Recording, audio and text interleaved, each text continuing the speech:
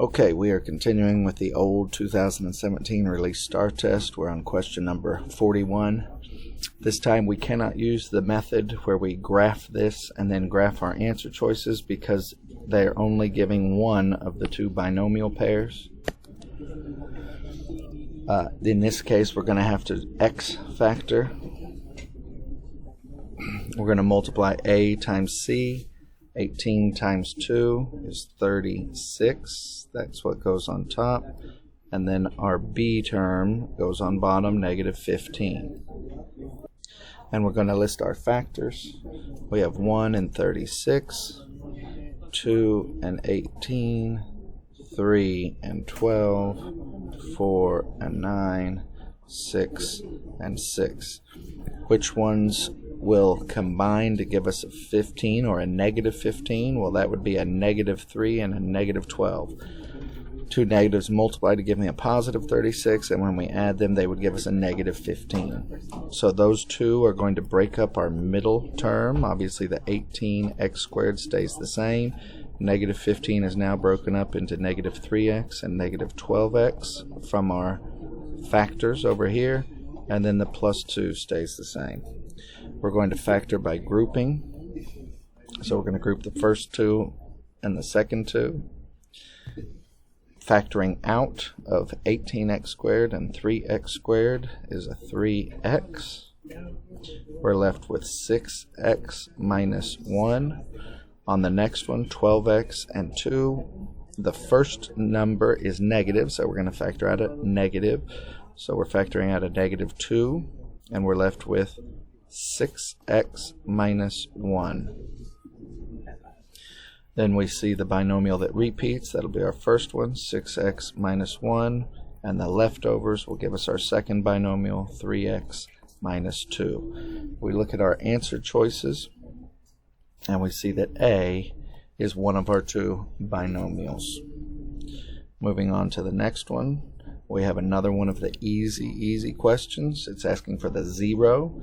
You need to know that that is the same as x-intercept, which is the same as roots, which is the same as solutions. Anytime it uses any of these four words, they mean the same, which would be right here. The answer would be negative 6. Many students fall for the trap of just picking one of these numbers just because it's already on the graph, but those numbers have nothing to do with the x-intercept, the 0. All right, moving on.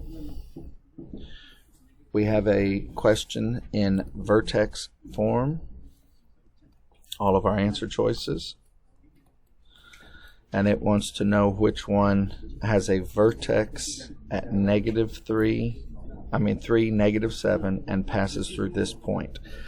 On your calculator, you could easily just graph each of your answer choices and then hit Control Table. I'll go ahead and show you that on the calculator. I'm going to open a new graph. I'm going to type in, let's do the answer choice D since I have the benefit of knowing. So we'll do negative, control, divide, 3, down arrow, 4, right arrow, open parentheses, x, minus 3, close parentheses, squared, minus 7. I hit enter. We notice that nothing shows up on the calculator screen. We could hit menu, view, and zoom out because it must not be on our screen. But since we're just looking for a table, all we have to do is hit Control Table and look at the table values. Now we can compare. One of the points it wants is 3, negative 7. So we look at 3, and we do see it has negative 7. The other point we're looking for is 1, negative 10. So it does work. We know that that would be the answer, D. I do just want to also point out that we know vertex form. We can figure out some things about the vertex. This point and this point moves the parabola. We remember this number in the parentheses makes it move left or right, and it's opposite of the way it would normally go since it's in the parentheses and the formula has a minus here. So that's really moving to the right 3. So it would be over 3 to the right. And then this end is telling us to either move up or down. Since it's negative, it's moving down 7. So the point would be here at vertex 3, -7. These other ones are all wrong. So we would know, even if we didn't graph it, we could have figured it out from vertex form of the equation. All right. On the next one, we're talking about domain. We know domain is the letter X, so we're looking at our x-axis. How far to the left was this point? The furthest left it was -9. It is an open circle here, so we're just going to be less than. X in the middle. How far right did it come? We made it to 2. It is a closed circle here, so we want less than or equal to, and 2 is the top. We know that domain is from left, less than X, less than to the right. And range would be from bottom to top. So the answer that matches there is F. All right. On the next question, we are given another transformation of a quadratic. This is the number at the end. It is not in the parentheses or at the front. It's at the end, so we know it's moving up or down. Since it's positive, it's moving up, so it's not moving down. It's not steeper or less steep. It's A. And this, I misspoke, is not a quadratic. This is just a linear function transformation. If it had an x squared, it would have been a quadratic. That's the y-intercept that is changing. And the numbers at the front change the slope, not the wideness or the narrowness. And the numbers on the inside change the horizontal. All right. On the next one, we have an easy vocabulary question. Axis of symmetry. Symmetry would be the line that cuts it right down the middle. We know it's always going to be x equals since it's a vertical line, so I can immediately cross out the y equals. And then what's the number it's going through? 2. So the answer is G. On the next question, we have function notation. We notice that there is an x on the inside of the parentheses, and here there is an 11 on the inside, so that means our x is equal to 11. So in our formula, we are going to plug in a 3 for our x. Not a 3, I don't know why I put a 3 there. That's an 11, obviously. We're going to plug in an 11 for our x. So it's 5, open parentheses, 11 squared plus 1, close parentheses, plus 16. Now, we can do this by hand very easily, or we can type it in our calculator. On this question, I'm going to type it in the calculator first to show you how we would do it. I'm going to add a page, calculator, open parentheses, 5, open parentheses rather, and then 11, close parentheses, squared, plus 1, close parentheses, plus 16 equals 626.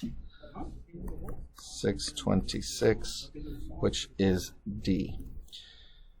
If we were going to do it by hand, which is no problem, 11 squared is 121 plus 1.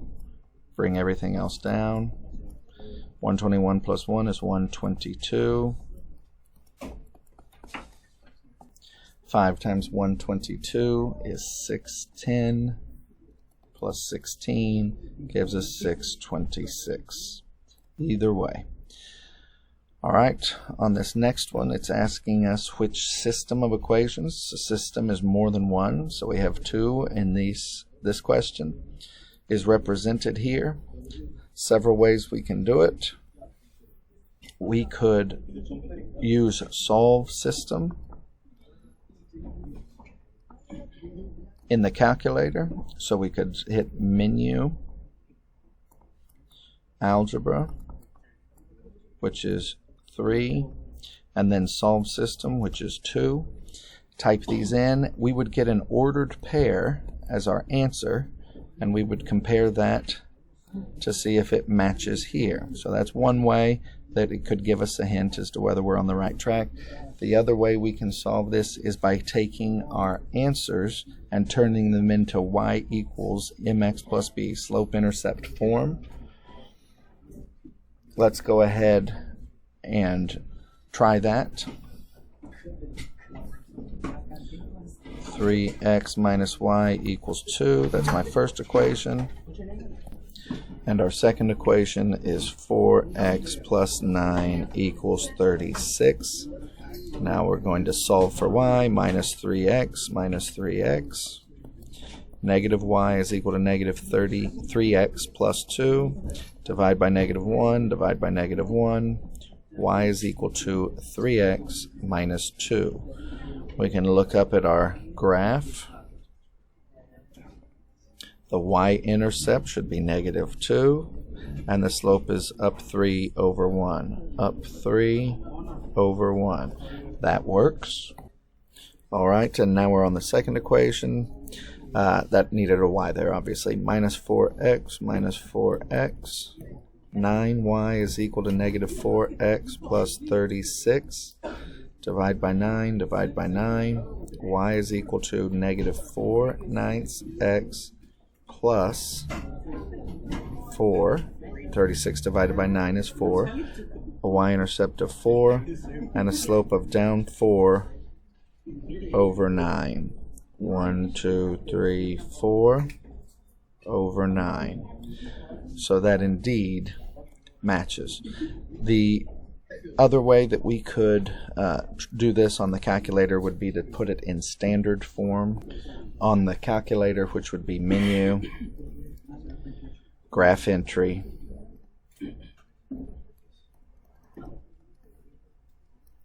which is 3, equation, line, standard. And once it's in standard form, you could graph those. The next question, we have another exponential function. It's asking which statement is true. Just to review, we know this is the starting value, and we know that this is the growth or decay. If it's less than 1, then it is decay. Since 2/3 is less than 1, this is decaying, which would mean it would look something like this. If you want to know exactly what it would look like, you could easily graph this in your calculator and it would give you a picture of it. So let's take a look at it. The graph has a vertical asymptote. Since it's looking like this, the asymptote would be going sideways, as it is on exponentials in Algebra 1. The graph crosses the y-axis at 2, 9. Well, since our starting value is 1/3, that's not it. The graph has an asymptote at 1/3 on this, and in Algebra 1, it's y equals 0. The graph decreases from left to right. It's decreasing. That's because it's decay. The answer is D. Moving on to the next question. We have a table given to us. It wants to know which one follows the relationship, has the same relationship. We could easily graph these in our calculator and then hit Control Table, graph, and then hit Control Table. Now, in order to graph these, we would have to move this to the other side, and that is easily done. We're going to do that on H, since we have an idea of what the answer is. We would say minus 268, minus 268. That would get rid of this, so it would be y equals, and that would be in the form you would need to graph it. And then once you graph it, you'd hit Control Table and check your values. If you were going to do it by hand instead of graphing, you would plug in your x and your y and plug it into the equations. Obviously, that would involve a lot of work because you'd have to plug in multiple points for each of the equations. On this one, the answer is indeed H. All right, let's move to the next question. we have exponent rules again. We can refresh ourselves with the formula chart. When we are multiplying, like we see here, we are going to add the exponents.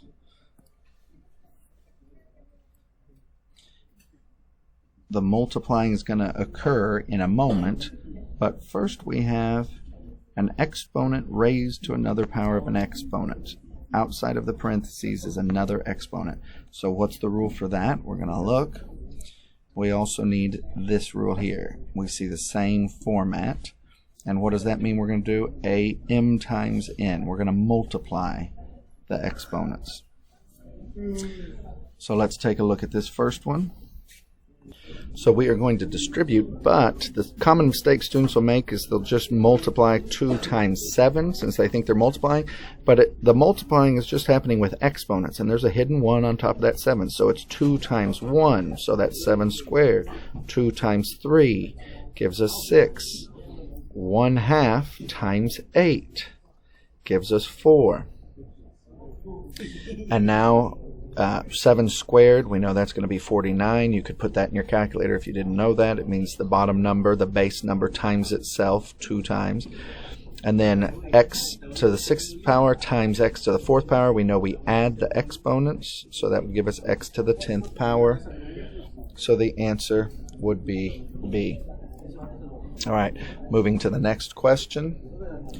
We are given the equation in it's neither slope-intercept form nor point-slope form, but a modified. They've moved this already over to the other side. It's asking us what is the rate of change. So we would need to turn that into slope-intercept form. If we were not able to recognize that it's in point-slope form. We know point-slope form. I'm going to pull up the formula chart. Point slope form normally has this number here. They've moved it over onto this side, but still, if you recognize it, you know that slope is whatever's in front of this parentheses here. So them moving this y1 over does not change that the slope would be what's in front of the parentheses.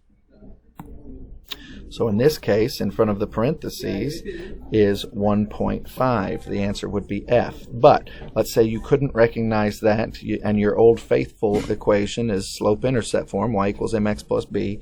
You could easily put it into that format. Y is equal to 3.75 plus 1.5 parentheses x minus 1. Distribute 1.5x minus 1.5, that 3.75 is still there, y equals, and then we want to combine like terms, 3.75 and negative 1.5, we would get y equals 1.5x plus 2.25, and here everybody can recognize that the number in front of the x is your slope, 1.5. All right, number 53. Which graph best represents a function with a range of all real numbers greater than or equal to -6? Range is y. We know that the g looks like the y. We're talking about our y-axis. This one is using all numbers greater than 0, not -6, so it's not A. Here we have a -6, and it's using all numbers greater than or equal to, so we're thinking C looks good. B is going down from -6, so that'd be less than, not there. And here we're back up at 0 again instead of -6, so it's not that. The answer is C. All right, moving to number 54. We want to know the value of x. You know, in the calculator, the easy method is menu, algebra, which is the third option, and then solve, system, which is the second option, and then we could just type those in, or we can solve it by hand, which I will do now. Since one of the equations is in y equals form or x equals form, the easy way is to substitute, so we'll solve by substitution. instead of this y, I'm going to plug in what we know the y is. Y is equal to 1/2 x plus 4. So 1/2 x plus 4, I substituted that in for this y, plus 2x equals -1. I wrote the rest of that equation. Now we are going to combine our x's. Yes, there's a little parenthesis 1 in front of that. We distribute it, nothing changes. We're going to add 1/2 x and 2x. That would be 2.5 x plus 4 equals -1. Then we're going to go -4 minus 4. We want to isolate the x. 2.5 x is equal to -5. Then we're going to divide by 2.5. Divide by 2.5. You could use your calculator, or you could turn it into an improper fraction. X is equal to -2. A negative divided by a positive will give us that. And 2 1/2 is equal to 2 over 5. 5 over 2, rather. Alright, and then we see x is equal to -2. And that gives us our answer. 54 questions on the STAAR test. This was the test from 2017. Good luck.